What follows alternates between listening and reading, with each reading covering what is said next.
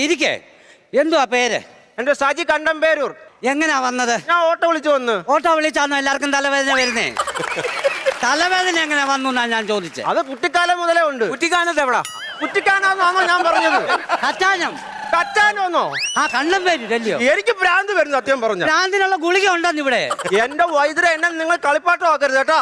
കളിപ്പാട്ടത്തിന്റെ കാര്യം പറഞ്ഞപ്പോഴാ ഇന്നലെ ആ ടി വിയിൽ ആ സിനിമ ഉണ്ടായിരുന്നു. അയ്യോ ഞാൻ കണ്ടതാ. സത്യം പറഞ്ഞ ഉർവശിയുടെ അവസ്ഥ കണ്ട് ഒരുപാട് വിഷമിച്ചു ഞാൻ. നീ കണ്ടായിരുന്നു ആ പടം? കണ്ടോ? ഞാനും കണ്ടത്.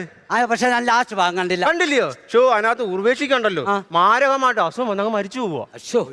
ആ അത് കണ്ടോ? ഭാര്യ മരിച്ച ആ ഭർത്താവിന്റെ ഒരു അവസ്ഥ സത്യം പറഞ്ഞ ഒരു ഭയങ്കരമായി വല്ലാത്ത അവസ്ഥയായിരുന്നു. ഇപ്പൊ ആ പുള്ളിയെ ഈ വയലിൻ ഏതാണ്ട് വായിച്ച് അങ്ങനെ നടക്കും. ഊട്ടിയില്ല.